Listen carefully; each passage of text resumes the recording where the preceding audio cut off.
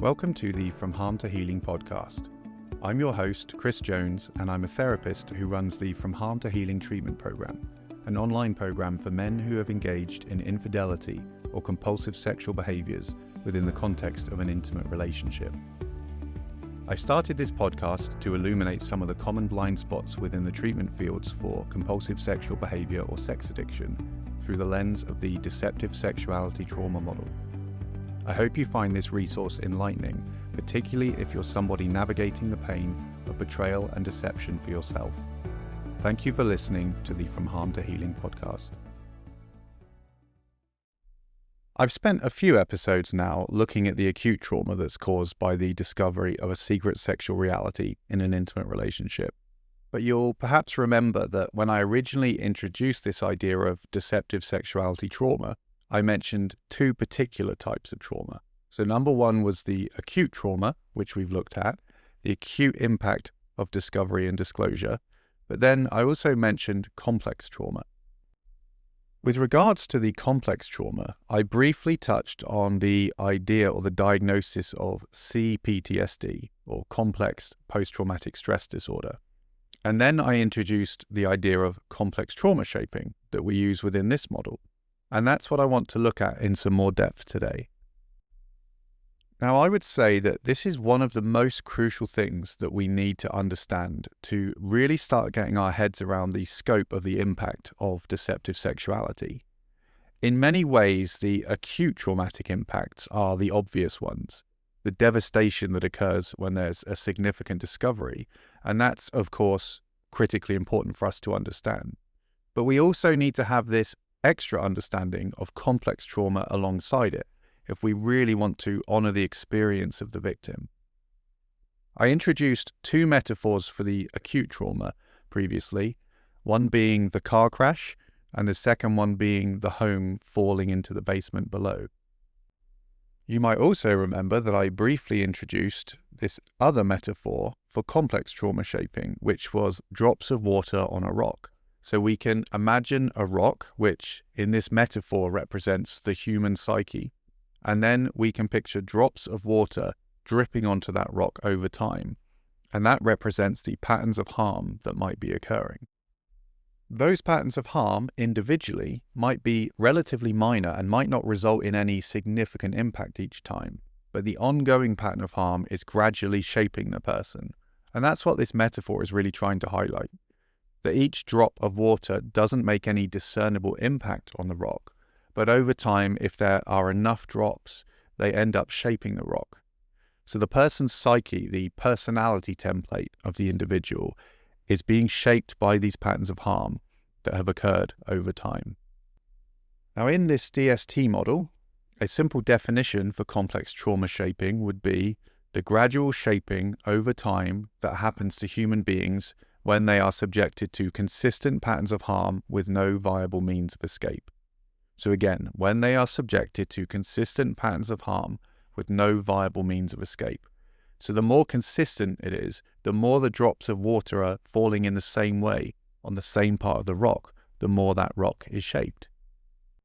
Now, if we take the next step, we can then think of 6 key parts of the human psyche that might be shaped by ongoing patterns of harm. Number 1 is our emotional system. Number 2 is our thought system or our cognitive system.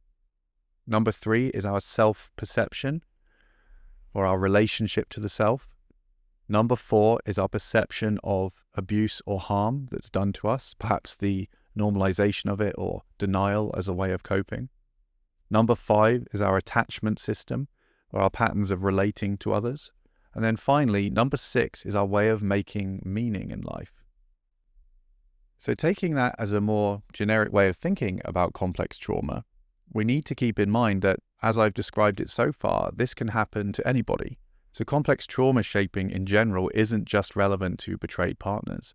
Anybody can potentially be subject to patterns of harm over time with no means of escape.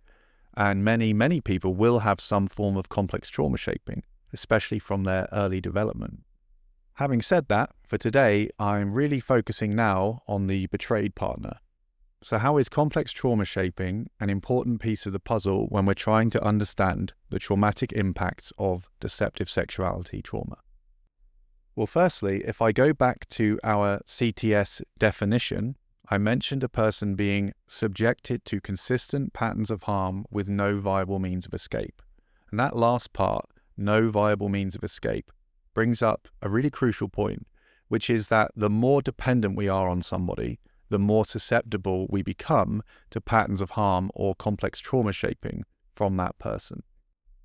That's why the primary way we would initially think of complex trauma shaping is through development. So again, if we're moving beyond just the betrayed partner and looking more generally, we would think of parents, teachers, the people that cared for us, those people who were our main attachments. They are the ones, particularly through childhood, that we depended on the most, and also the ones who could hurt us the most. The more we're attached to somebody, the more that any patterns of harm from that person will impact us.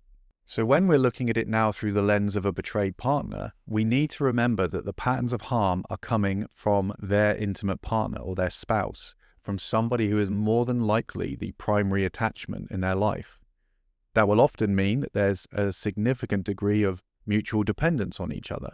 And so it makes sense that the betrayed partner is more susceptible to harm, and especially more susceptible to harm that is happening subtly through things like manipulation and deception, as we've talked about. So there's this insidious way that someone can be harmed by a secret sexual basement and the integrity abuse that's occurring, but be relatively blind to it because of their trust in the attachment bond that they have or that they think they have. They might even sense the presence of the basement on a sort of gut level feeling, a sense that something isn't right. But because of the gaslighting that's occurring, because they're being fed a manipulated reality, they continue to trust in the attachment bond rather than their own intuition. So hopefully you can see why somebody in that kind of situation really fits in with the CTS criteria of being susceptible to a pattern of harm that's occurring, but really with no means of escape. Firstly, because it's their partner, their primary attachment. They're perhaps married to that person, perhaps have children with that person, have a home with that person. So it might be hard to even consider that harm is occurring, or to consider leaving the relationship even if it is. And secondly, because the patterns of harm are being disguised, are being hidden, and so aren't readily apparent, certainly on a conscious level. So if we zoom in a bit more now and consider specific ways that harm and complex trauma shaping might be occurring, we can start with what I've referred to before as the covert phase. So this is the phase of deceptive sexuality where the two realities are successfully being kept separated. So the partner is living in an intentionally manipulated reality where she doesn't know about the basement. We then have this helpful picture or metaphor that can help us to perhaps understand how harm can be occurring even in that phase. So we can picture the basement underneath the home with the trapdoor closed, locked, and perhaps a rug rolled over it to keep it hidden. But the fumes from the basement are still escaping, seeping into the home above, and gradually poisoning the inhabitants. So the people in the home above, even though they don't explicitly know about the basement, are still potentially being shaped by its presence. And the fumes in this metaphor represent the very real impacts that the basement is almost certainly having on the relationship, on the intimate partner and the family system. So it might be leading to or contributing to reduced time spent together, or an increased sense of distance and disconnection in the relationship. There might be feelings of isolation or a lack of intimacy, perhaps sexual withdrawal or avoidance from the person who is spending so much time acting out sexually within the basement, unbeknownst to the partner. It might be that gut feeling that I mentioned before, that something isn't right, but she's having to suppress that and disconnect from those feelings because of the deception that's occurring. So when these kind of things are happening, when the partner is living in this manipulated reality during the covert phase, she's almost certainly being shaped, even if it's only happening subtly. And that's why the drops of water on the rock metaphor becomes so helpful. We then have the exposure phase, where the car crash happens, the house falls into the basement below, and we have those acute impacts. But again, we want to be open to how the complex trauma shaping continues, even during that phase. So remember, the acute impact has happened, but if the couple are still living together, they're still trying to maintain the relationship and move forward, how much ongoing integrity abuse might still be occurring, and how much might that continue to shape her? Unfortunately, after the discovery occurs, the person that maintained the basement is often extremely defensive or avoidant, or they might engage in stonewalling or playing the victim or fault finding. And these things continue to impact the partner as she's often desperately trying to piece her reality back together. There's also likely to be high levels of anger and dysregulation in the home, perhaps persistent relational ruptures. And whilst these are linked, obviously, to that acute traumatic impact of the discovery, we need to also be looking at that bigger picture of how the complex trauma shaping is potentially continuing. The patterns of harm might have changed, but they're still occurring. There might also be additional harmful experiences from friends or family or even treatment professionals and other people around the betrayed partner that aren't supportive or don't really understand the impact, or perhaps even shame her for even staying in the relationship. So there can be many different sources of these drops of water on the rock that continue having a traumatic shaping impact on the betrayed partner. And if we then think about the even longer term beyond the exposure phase, even if there are genuine attempts at healing and perhaps the integrity abuse significantly reduces or stops, there is unfortunately often still a high degree of reactivity to each other, and the tolerance for issues within the relationship can become extremely low because of the trauma that's occurred. Remember, the partner is likely to now be hypervigilant to any perceived threat, as I've described in previous episodes, and despite that progress that might have been made, both partners can end up feeling like they're walking on eggshells, and the relationship itself can become a source of ongoing complex trauma shaping for both people, as they're almost both nervously awaiting the next rupture. So if we take a step back from there, we've now gone through multiple sources of potential complex trauma shaping. You have the covert phase, the poisoning of the people in the home above by the fumes leaking out of the basement below. You have the acute impact of the exposure phase, but then the ongoing complex trauma shaping that might occur from continued integrity abuse, anger, dysregulation, and then longer term still you have the potential for the relationship itself to become a source of complex trauma shaping. There's already so much there to consider, but before I finish, I do want to briefly bring us back to those 6 potential parts of the psyche that are shaped by complex trauma that I mentioned earlier, and perhaps consider some questions that we could ask as we think of each of those categories. So number 1 was the emotional system. So we could ask, what emotions has the partner experienced throughout this deceptive sexuality story? How has the partner learned to cope with or manage those emotions over time? And how might that be impacting her emotional regulation in the present? The second one was the thought system. So how has the partner's thought system potentially developed as a way to cope with or manage the patterns of harm? And what negative core beliefs might she now carry about the world or perhaps the people around her? The third one was self-perception, and this is potentially a huge one to look into. So how has the partner's self-esteem and self-worth been shaped by what's happened? And what negative beliefs might she carry about herself now? The fourth one was the perceptions of abuse or harm that's been done. So this is a really important one in this model where we're identifying deceptive sexuality as an abusive system. So how might she have distorted her views of the abuse or harm that was done to her as a way of coping?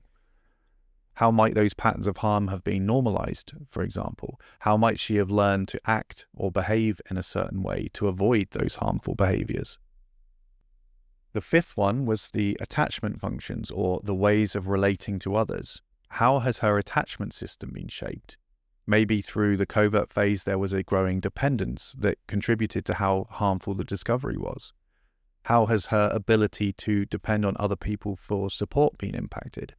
How has her ability to trust other people been impacted? And then the final one was meaning, so the way a person makes meaning in their life.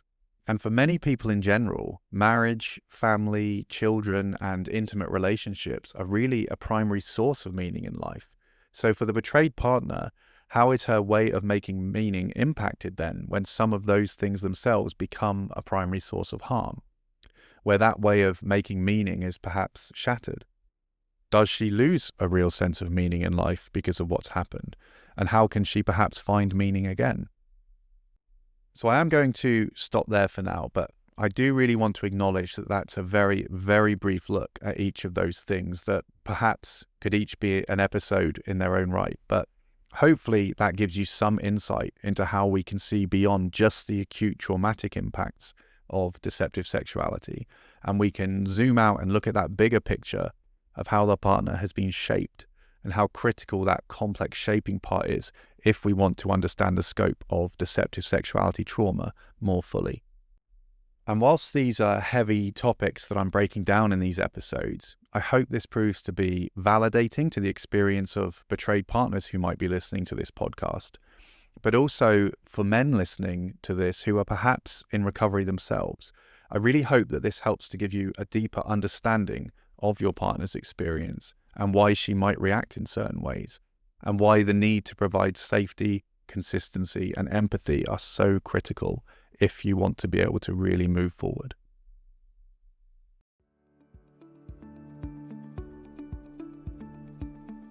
Thank you for listening to this episode of the From Harm to Healing podcast. If you'd like to find out more information about the deceptive sexuality trauma model itself, you can visit minwalamodel.com. If you're interested in the services that I offer, in particular the From Harm to Healing treatment program, please visit chrisjonestherapy.co.uk.